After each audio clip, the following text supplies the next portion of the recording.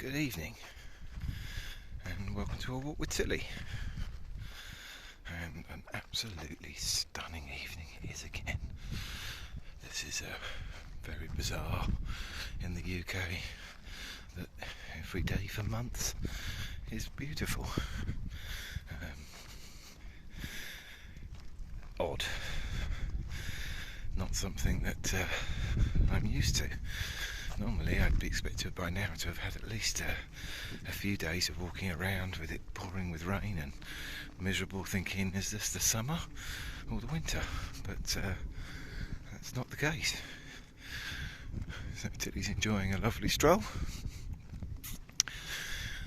So what was I thinking? So today I was thinking, it was just playing on my mind that the other week during the Conservative Party hustings, a question was asked of Liz Truss and Rishi, and the question was asked, who is historically your most inspirational favourite UK Prime Minister? And without hesitation, both of them said Margaret Thatcher. Which, as a Conservative candidate, that's hardly that surprising. I guess if they were a generation older, they'd have probably said Winston Churchill. But otherwise, I'm guessing that isn't that odd, except for one slight peculiarity, and that is that they are both running on a ticket of being hardened Brexiteers. And Margaret Thatcher was the architect of the single market, unequivocally in favour of European Union membership, vocal about the importance of working with Europe and not becoming an island backwater. Numerous speeches. She literally advocated wholeheartedly for EU membership and being part of a single market, and the massive importance of doing so. Yet the two Conservative MPs who are vying for the leadership of the party and by default to become our next Prime Minister said that she was their inspiration, yet both of them are hardened Brexiteers vying with each other for who can be the most ardent Brexiteer, which seems peculiar. What's not peculiar but definitely concerning, is that this wasn't highlighted in that discussion. No one popped a hand up, or the host or presenter didn't turn around and say, well, hang on a minute, you both listed Margaret Thatcher as your inspiration, yet she was an absolutely pivotal supporter of the European project. This is confusing. It's confusing that we are absolutely unwilling to face up to the criticisms of the issues that are caused by Brexit. So it may not have been in the same hustings, it may have been in a different one, but the question was asked, do you think the queues at Dover are a direct result of Brexit? And both of them said no. And that was just left. Okay, fine. Except for the fact that it's absolutely, unequivocally as a result of Brexit.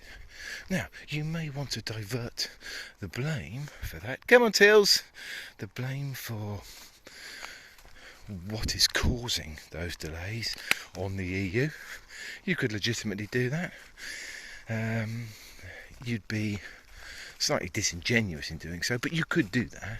But to say that it's not a result of Brexit is just blatant lying, and to not point out that it has to be a result of Brexit is just...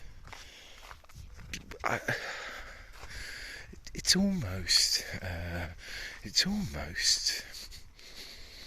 conspiratorial in its crassness. So essentially, the delays in Brexit that were caused at the beginning of the school holidays by people exiting the UK were down to passport checks, of which may or may not be caused by design by the French doing what they are perfectly entitled to do, which is completely outside of our control, because they have absolute control of their borders, despite the somewhat dubious claims of our Brexity bunch of leaders otherwise. And the crazy part is they're not questioned properly, so they're claiming both sides of an argument. Firstly, they're saying it's nothing to do with Brexit. Quite obviously it has to be something to do with Brexit. Secondly, they're saying we took back control of our borders. Yet the French are retaining control of their border despite being in the EU. How are those the two sides of that argument? You can't have both things. You can't have both sides of that coin. And the problem is, unless you have a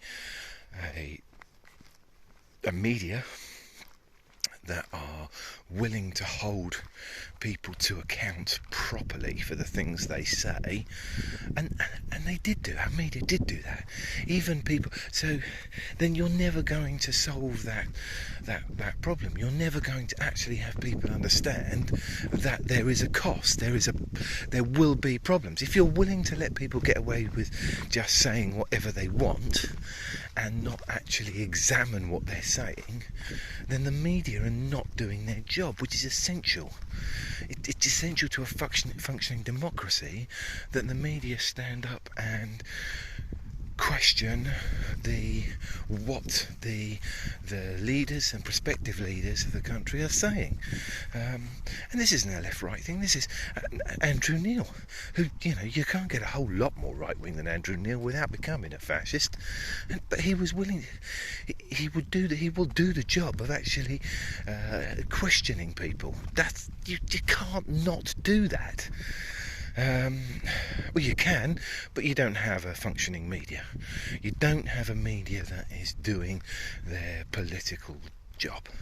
And their political job is to hold power accountable, to say the truth, to ask truthful questions. Because unless, as a public, we are made aware of the consequences of the actions and the decisions that the powerful are taking, there is no way for us to be able to understand or work out whether an alternate path would be better or even possible. Come on, Tails, good girl. Come on this way. Hiya.